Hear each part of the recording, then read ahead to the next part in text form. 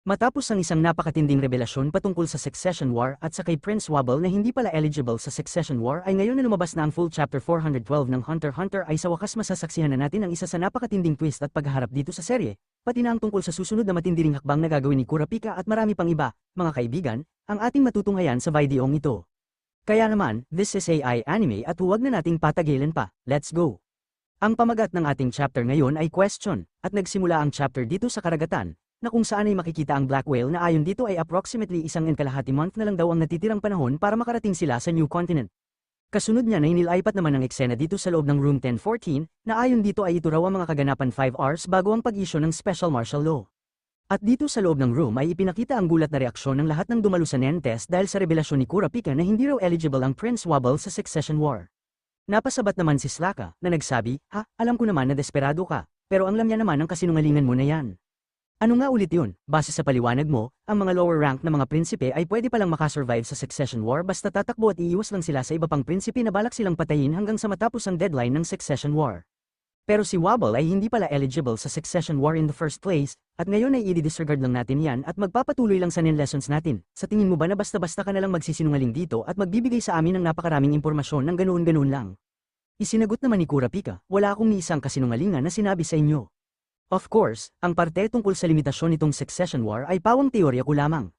Pero lubos ko itong pinaniniwalaan, o baka sinasabi mo na maghihintay pa ako ng iba pang ebidensya para mapatunayan na totoo ang mga pinagsasabi ko, kaya bibigyan ko na lang kayo ng oras, i-reschedule na lang muna natin ang klase ng 10:00 ng umaga, pero sa ngayon ay maaari muna kayong bumalik sa inyong mga room at pag-isipan ang mga sinabi kong impormasyon sa inyo, maaari lamang kayong bumalik kung gugustuhin ninyo pa na magpatuloy sa pagpaparticipate sa nin lessons natin." Matapos niya na inilaipat muna ang eksena 48 hours bago ang deklarasyon ng Special Martial Law, so roughly more than 1.5 day ang eksenang ito bago in-reveal ni Kurapika sa mga guards and servants na hindi eligible si Wobble sa Succession War. Dito ay napasabi si Bill na hindi raw siya makapaniwala na pinaano raw pala ni Bian Netero na isingit ang kanyang anak sa isa sa mga prinsipe ng Kaken, at base yan sa ni-reveal ni Longgi sa kanila, mga kaibigan.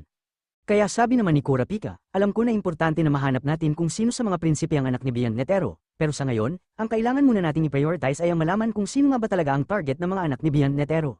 Na ayon kay Longgi, ang mga anak kasi ni Bian Netero, kasama itong si Longgi, ay may nakalagay na marka ng sumpa na nasa likod ng kanilang dila na maa-activate kapag namatay sila, at hindi nila alam kung sino ang target ng sumpang ito kapag na-activate na. Kaya kailangan nilang mahanap ang mga anak ni Bian Netero at ang posibleng target nito para ma-dispel ang sumpa mula sa anak ni Bian Netero na posibleng makaapekto kay Prince Wobble. Habang nag-uusap sila ay lumapit naman si Oito kina Kurapika, na nagsabi, "Isinusumpa ko talaga, wala talaga akong kahit na anumang relasyon kay Bian Netero, at kung kailangan daw niyang i-prove ang aking pagiging inosente ay pwede naman daw niya akong gamitan ng kanyang kadena." Sagot naman ni Kurapika, "Huwag po kayong mag-alala, Reyna, hindi ko po kayo pinaghihinalaan at hindi ko rin po nakikita na kailangan ko pa itong kumpirmahin sa inyo." Kaya sinabihan naman ni Kurapika ang servant na nagsabing, "Shimano, pakiusap, maghanda na po kayo ng pagkain." Sagot naman nito, "Masusunod po," at nang aalis na sana siya ay bigla siyang bumalik at sinabihan si Kurapika, Paano ko po ba ito sasabihin? Ang pangalan ko po kasi ay hindi Shimano kundi Shimano." Nagtaka naman si Kurapika na nagsabing, "Ha, tama nga po, yan ang tawag ko sa'yo, Shimano, di ba?" Sabi naman ni Bill, "Alam ko na kung saan na ito patungo."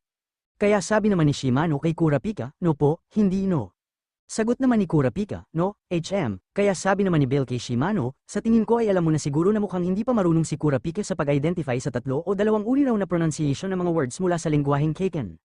Kaya sagot naman ni Shimano, "Tama ka nga po siguro." Kaya sabi naman ni Kurapika, habang pinipilit na i-pronounce ang tamang bigkas ng pangalan ni Shimano, "No." Kaya paliwanag naman ni Bill na may unique daw kasing konsepto ang lengguwaheng Kaken sa pagbigkas ng pangalan, na nagdedepende raw ito sa gender ng may-ari ng pangalan kung paano bibigkasan ang kanilang pangalan. Ang Shimano daw kasi sa lengguwaheng Kaken ay maa-identify na ang pangalang ito ay mula sa lalaki, pero kung ang pagbigkas naman ay Shimano, ay maa-identify daw sa lengguwaheng Kaken ang may-ari ng pangalang yan bilang babae, kasi ang vowel sound na letter U ay pambabae daw at ang O naman ay panlalaki, kaya dapat na Shimano ang pagbigkas, hindi Shimano, kasi babae raw si Shimano, na servant nila. Pero huwag na raw mag-alala si Kurapika dyan, ayon kay Bill, kasi minsan ay napo-pronounce naman daw ni Kurapika ng tama ang pangalan ni Shimano. Kaya sabi naman ni Kurapika, "Ngayon na sinabi mo sa akin ang tungkol dyan, hindi ko talaga maiwasang mag-alala." At habang nagsasalita si Kurapika ay bigla namang parang may naisip o naalala itong si Bill. Habang si Kurapika ay humingi naman ng paumanhin kay Shimano sa pagtawag sa kanya noon na Shimano instead na Shimano. Kaya sagot naman ni Shimano, "Ayos lang po, hindi naman po kailangang magpaliwanag o humingi ng dispensa." At nang umalis na si Shimano para maghanda ng pagkain ay sabi naman ni Bill kay Kurapika, Actually, may isang bagay talaga na bumabagabag sa isipan ko. Kaya pinalapit ni Bill si Kurapika at may ibinulong siya, bagay na gamulat kay Kurapika, at sinabihan si Bill na, hindi maaari. Maya-maya, nilapitan nila ang Reynang Oito, na sinabing, Reyna. Sagot naman nito, ano yun, paliwanag naman ni Kurapika, yung tungkol po kay Beyond Net Arrow, tama ka po talaga, mas mainam na alisin na natin ang isyu na nasa isipan natin, di ba po? At para mawala na ang mga pagdududa ay pwede po ba akong gumamit ng kadena sa inyo? Sagot naman ni Oito, oo, walang problema, mas gagaan daw ang aking pakiramdam niyan, gawin na raw ni Kurapika.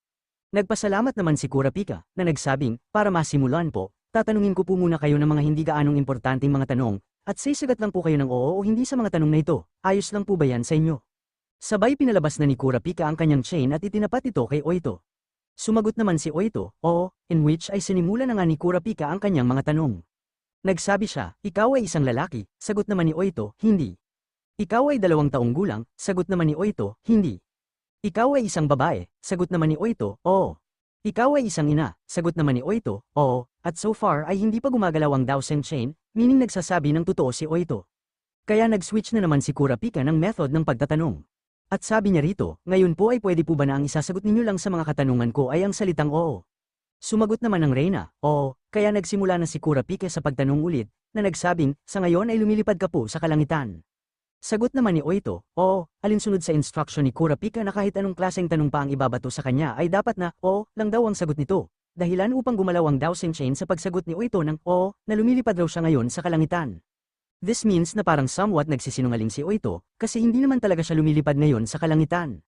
Kaya dagdag pang tanong ni Kurapika na, sa ngayon ay nasa loob ka po ng isang ship, sagot naman ni Oito na, oo, isang sagot na nagpagalaw sa Dowsing chain kasi totoo naman na nasa loob na sila ng ship. Kasunod niyan ay sabi pa ni Kurapika na, sa ngayon ay nakasakay ka po sa loob ng isang tangke, at sa pagsagot ng Reyna na, oo, ay gumalaw ulit ang Dowsing chain kasi hindi naman nakasakay sa loob ng tangke itong Reyna ngayon kundi nasa loob sila ng ship.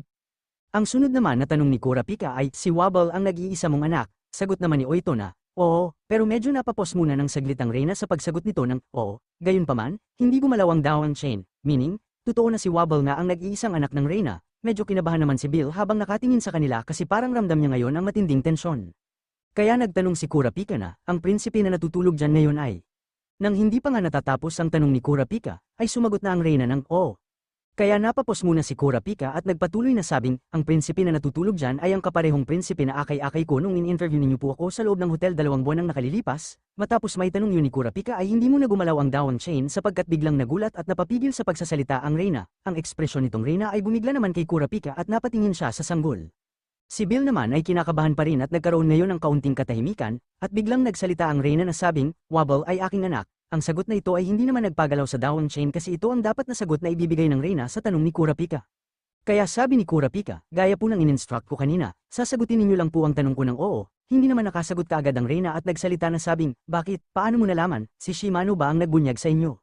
Kaya paliwanag pa ni Kurapika na pinahalata ang kanyang pagkagulat na si Bill daw ang nakapagsabi sa kanya tungkol dito, kasi napansin daw ni Bill ang pag-iba-iba raw ng pronunciation ng Reyna sa pangalan ni Prince Wobble. Kaya dito na nagpaliwanag si Bill na ang napansin raw kasi niya ay ang paraan daw ng pagbigkas ng Reyna sa pangalan ng prinsipe, kasi kung isang babae raw si Wobble, ay dapat na ang pagkakabigkas sa pangalan nito ay Wob, similar kay Shimano kasi babae si Shimano, subalit kung si Wobble ay isa namang lalaki, ang dapat na pagkakabigkas daw ng pangalan nito ay Wobble, kasi iyan ang unique gender name pronunciations ng lengguaheng Keken. Subalit pagdating naman daw sa Reyna, ang paraan daw ng pagkakabigkas ng Reyna sa pangalan ng prinsipe ay parang kakaiba. Gumagamit daw ang Reyna ng gender-neutral na pagkakapronounce ng letter B sa Wobble, meaning, hindi Wob, hindi rin Wobble ang paraan ng pagbigkas ng Reyna sa pangalan ng prinsipe. At sa simula ay dine-dead malang daw ni Bill ang issue nito, pero over time, ang paraan ng pagbigkas ng Reyna sa pangalan ng prinsipe ay parang nag-alternate daw na minsan ay Wob, minsan ay Wobble, kaya napasabi daw si Bill sa kanyang isipan noon na, mukhang kakaiba yata ang pagkakabigkas niya sa pangalan ng prinsipe. Pero of course, ay dine-dead man niya lang daw yun, kasi after all, ang pagkakaiba ng pronunciation gaya na lang ng Wobble ay common naman daw na kahit nga ang mga native speaker mula sa Keken ay hindi nga minsan na-differentiate ang pagkakaiba sa pronunciation ng U at O na vowel na nasa pangalan para ma-differentiate kung mula ba sa lalaki o babae ang isang pangalan. Pero nung napag-usapan daw kasi ang topic na ito kanina nang sinabihan ni Shimano si Kurapika na hindi Shimano ang tamang pronunciation ng pangalan nito, doon niya raw naalala ulit na nagsimula na raw ang Reyna sa pag-alternate sa pagbigkas ng Wobble at Wobble sa tuwing may mention niya ang prinsipe, right after daw nung nakasakay na sila sa Black Whale, specifically sa time daw nung unang sinimula ni Kurapika ang paggamit nito ng kanyang Dowsing chain. Kaya napasabi naman ni Kurapika sa Reyna na siguro ay iniisip ninyo po na, in case na kung tatanungin ko kayo gamit ang kadena, kaya nyo ring sagutin ang tanong ko ng katotohanan na may nakatagong kasinungalingan na hindi napapagalaw ang kadena dahil lang sa paraan ng pagbigkas ninyo sa pangalan ng prinsipe. Kaya yan daw ang dahilan na, noong sinimulan niya ang paggamit ng Dao Seng Chain, ay doon na rin daw sinimulan ng Reyna ang pagbigkas sa pangalan ng prinsipe na minsan ay Wobble, para kung tatanungin niya raw ito gamit ang chain ay pwede lang daw na sabihin ng Reyna na si Wobble ay anak ko nang mapapagalaw ang kadena, kaya tinanong ni Kurapika ang Reyna na, kaninong bata pala ang sanggol na ito, at nasaan po ang anak ninyo ngayon? Kaya dito na nagpaliwanag si Oito na sabing ang sanggol na ito ay anak na lalaki ng pinakabata raw niyang kapatid na babae. At ang anak niya raw na babae, na ang tunay na prinsipe Wobble, ay pinaalagaan niya raw sa kanyang kapatid na yon, at hindi raw niya alam kung nasaan ang kanyang anak at ang kanyang kapatid ngayon. Pero ang bata raw na naglagay ng kanyang kamay at dugo sa Sid Urn ritual ay ang anak niya raw talagang babae, at pagkatapos daw noon ay isinwap daw nila ang kanilang anak sa hotel, at ang nag-attend daw sa seremonya na sanggol na daladala niya ay ang anak na raw ng kanyang kapatid noong time na yon. So sa time na ito, during sa interview ni Kurapika, ang prinsipe na akay-akay ni Kurapika ay ang tunay pa na prinsipe Wobble, pero after nyan, sa hotel pa rin, ay doon na pala isinwap ni Oito ang prinsipe sa anak ng kanyang kapatid, kasi ang pagkakaguhit ni Tagashi sa original na Wobble ay ito, mga kaibigan, at kung ikukumpara mo ito ngayon sa Peking Wobble, ay may diferensya nga talaga ang dalawa. Kaya sabi pa ng Reyna na dahil sa kanyang ginawa ay ang kanyang anak at itong anak ng kanyang kapatid, which is ang kanyang pamangkin, ay hindi na raw eligible sa succession war. Nasa simila ay inisip niya raw talaga na ang pag-commit ng treason na kagaya nito ay hindi talaga napapatawad. Ang hindi pagpa-participate sa succession war ay may kaparusahan daw talaga na napakabigat. Kaya ang ginawa niya ay pinagmukha niya raw na nag-participate pa rin sila sa pamamagitan ng paggamit ng Peking Wobble, at kung darating man daw ang panahon na malaman nila na hindi pala sila eligible sa succession contest, ipinaplano niya na hihingi lang daw siya noon ng paumanhin at magmamakaawa. Ito raw ang isang sugal na ginawa niya para makasurvive, yun daw ang natatanging paraan na naisip niya noon. So ito pala ang rason kung bakit wala pa ring Nenbis na nagmamanifest sa sanggol na daladala ng Reyna, na ang buong akala noon ni Kurapika ay dahil sanggol pa lang ito kaya hindi pa kaagad ito nagmamanifest. But the question is, nasaan ang tunay na prinsipe ngayon? Kasi once na nakapaglagay na ng dugo ang isang prinsipe sa Sid Urn, ay automatic nakasali na talaga ito, at kahit nasubukan ng isang prinsipe na umalis, kagaya sa ginawa ni Nakacho at Fagetsu, para hindi na masali pa sa succession war, ay mamamatay ang isang prinsipe, mga kaibigan, at yan ang dahilan kung bakit namatay si Prinsipe Kacho. Pero paano kaya kung ang usapan naman ay kung ang prinsipe ay hindi talaga sumakay sa Black Whale in the first place, sa umpisa pa lang, mga kaibigan, posible ba kaya nabuhay pa ang tunay na prinsipe Wobble, kasi may specific range ang Nen-activation ng succession war na papatay sa isang prinsipe kapag may aalis sa Black Whale hanggat hindi pa nagtatapos ang succession. Also, kung naaalala ninyo, mga kaibigan, sa simula pa lang ay may naramdaman ng aura o sinister aura si Kurapika na parang nagmumula noon sa sanggol o sa bata, pero agad na nawala ito. And in the next minutes ay makikita ng patay na ang guard na si Woody, na pinatay ng silent majority, kaya marami ang nagsasabi na ang aura na naramdaman ni Kurapika sa scene na ito ay hindi mula sa mga Nenbis ng ibang prinsipe na eventually ay nagpakita dito sa kanilang room, at hindi rin daw mula sa Peking Wobble, kundi ito raw ang unang case ng pag-activate ng silent majority. Kaya ay naramdaman ni Kurapika noon ang isang sinister aura.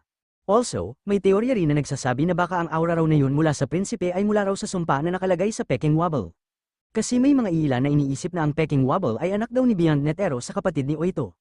However, kung yun ang case ay makikita sana ni Kurapika ang seal o marka sa dila ng sanggol gaya sa kay Longgi kung ang Peking Wobble ay anak nga ni Beyond Netero. Ngayon, balik na tayo sa buong confession ng Reyna. Dito, sa kanyang pag-confess ay pinapasok pala ni Kurapika sina Sakata at Bobby Mina at sinabihan sila na gaya sa narinig ninyo mula sa Reyna, wala siyang kahit na anong kasinungalingang sinasabi. Kasi habang nagko-confess si Oito ay tinapat din ni Kurapika ang kanyang Dao Seng Chain. Kaya sinabihan ni Kurapika sina Sakata at Bobby Mina na mga outsiders daw sila rito at hindi eligible sa succession war.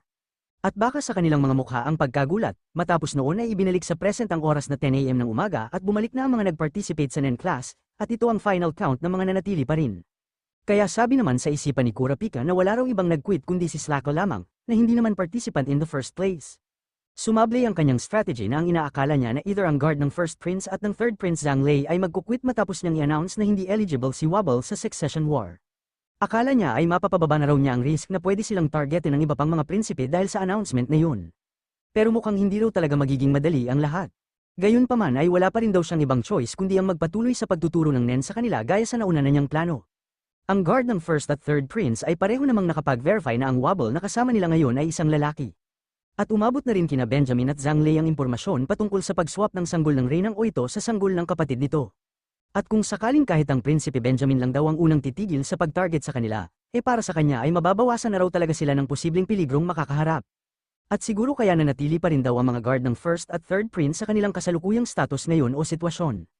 Kahit na alam daw nila na ang Wobble na kasama nila ay isang peke, Dahil sa isipan nila ay baka tinatago pa rin daw ni Kurapika ang tunay na Wobble na naririto lang daw sa loob ng Black Whale kasi may rights pa rin daw yun sa Succession War.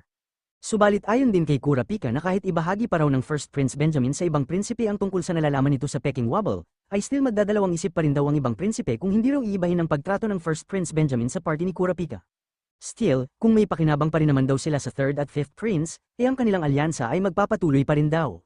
At saka nandyan pa rin naman daw ang letter na ibinigay ni Cacho sa kanila, which is ang letter na puno ng impormasyon tungkol sa Succession War na galing kina Cacho at Melody, na isa raw yun sa kanyang mga alas.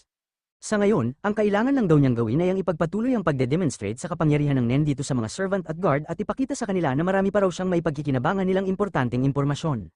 Kasabay niya na isabi pa ni Kurapika na habang gagawin niya ang mga bagay na yun ay kailangan niya rin daw mahanap at ma-identify ang target ng mga anak ni Bian Netero. Pagdating naman daw sa lalaking sanggol na naririto, nakasalukuyang nasa trono bilang prinsipe o bilang isang fake Wobble.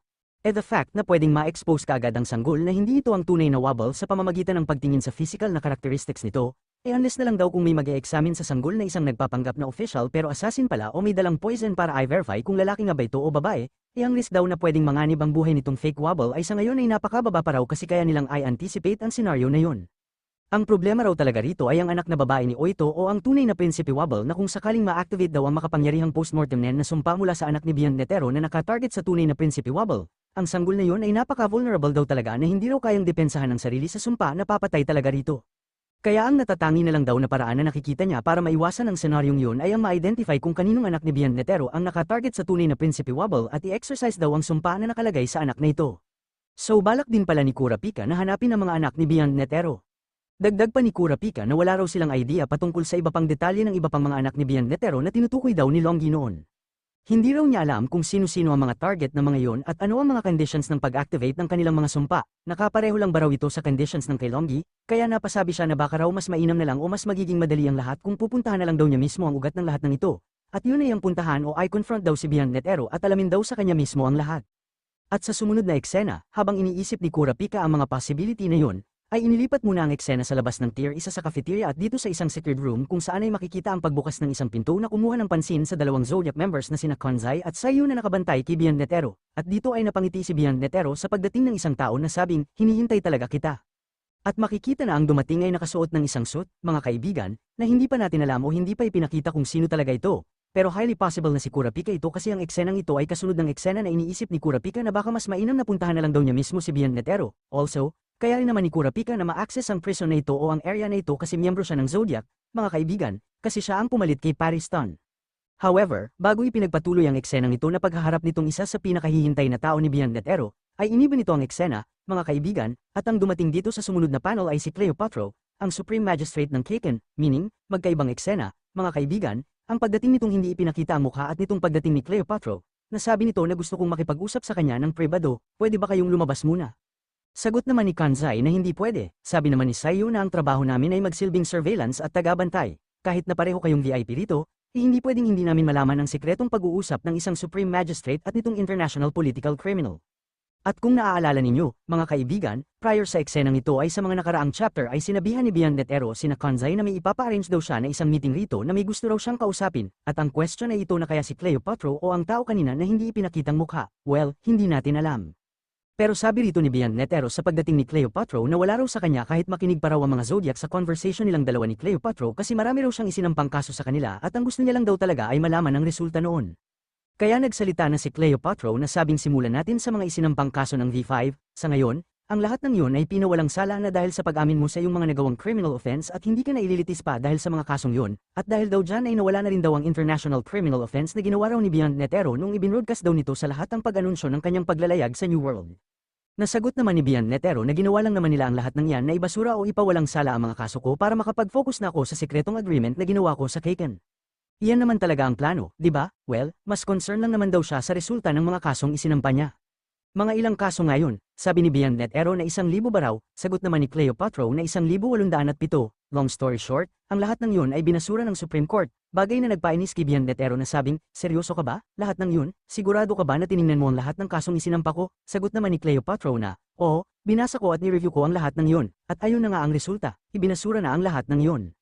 Kaya sabi naman ni Bian Netero na mukhang hindi mo yata sineryoso ang trabaho mo at minamadali mo lang ang pagbasa sa lahat ng yun, painis namang sagot ni Cleopatra na, Mag-ingat ka sa mga pinagsasabi mo, alam mo ba kung ilang buwan ang ginugol ko para mabasa lang ang lahat ng iyon?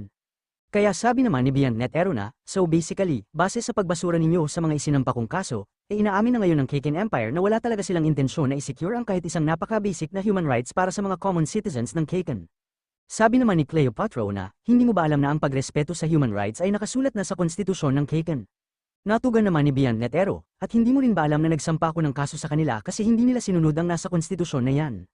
Una sa lahat, may opisyal ba kayong definisyon sa batas kung sino ang tinutukoy sa konstitusyon ninyo sa salitang human rights? Ang human ba sa human rights ay ang mga tao na mga common citizens, o baka mga miyembro lang ng royal family o mayayaman? Huwag kayong umasa na pagkakatiwalaan kayo ng mga tao kung ang sinasabi ninyong human rights ay hindi pala malinaw kung para ba ito sa pangkalahatan, pati na sa mga karaniwang mamamayan, o para lang ito sa mga mayayaman.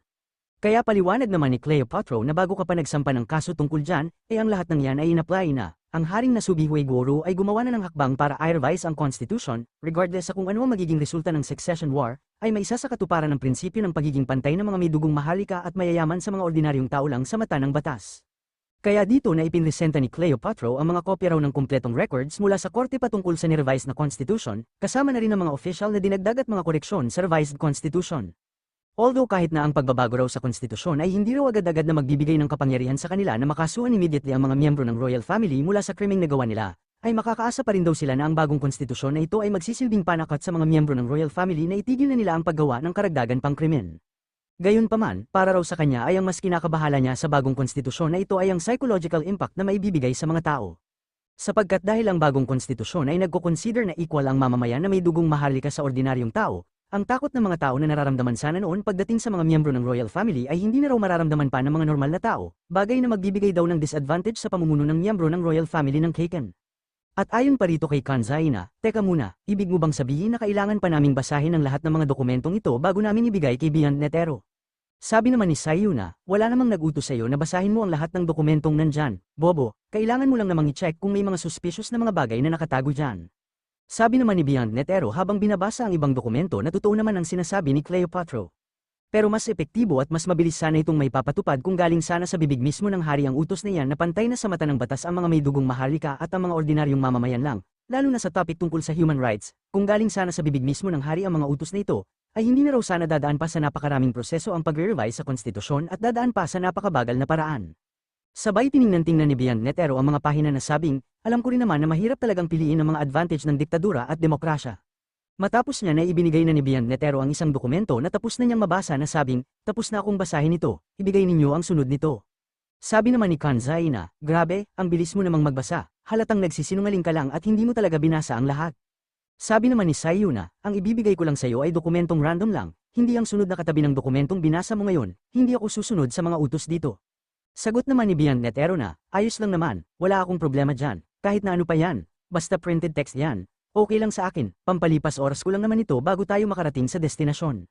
Nainis naman si Cleopatra sa sinabi ni Beyond Net Ero na, pampalipas oras mo lang, ganyan ka ba talaga nagmamadali sa death penalty mo? Tanda, alam mo ba kung gaano ako kabisi na naghanap pa talaga ako ng time para magpunta rito sa gitna ng pagkadelay ng trial ng Ninth Prince? Kaya pabirong sabi naman ni Beyond Net Ero na, narinig ninyo ba yan, mga Zodiac? Kilala ko ang batang ito simula pa nung naiipa ito sa salawal niya, ganito talaga ang tunay nitong pag-uugali. Sagot naman ni Kanzai na, hindi ko alam at wala rin akong pakialam. Sinabi naman ni Sayu na, ayos lang naman sa akin ang death penalty. At habang nagsasalita sila ay makikita ang eksena dito sa labas ng Tier 1, at dyan na nagtapos ang chapter, mga kaibigan. Ngayon, ang tanong ay ano kaya ang susunod na mangyayari sa Nen class at sa susunod na gagawing hakbang ni Kurapika sa paghahanap sa mga anak ni Beyond Net Ero? Si Kurapika nga ba talaga ang kausap dito ni Beyond Net Ero sa eksenang ito? Kung siya nga, ano kaya ang ibinunyag ni Beyond Net Ero sa kanya? At ano rin kaya ang mga pagbabago sa plano na gagawin ng iba pang mga prinsipe matapos ang revelasyong ibinigay ni Kurapika sa kanila? Well, yan at ang marami pang iba ang ating matutunghayan sa susunod na chapter, kasi dito muna natin tatapusin ang video sa last part na ito, at kung nagustuhan mo, ay huwag mo sanang kalimutang mag-iwan ng like at subscribe dahil napakalaking tulong na yan para sa ating channel. Maraming salamat, this is Mr. AI Anime, and see you guys again on my next video.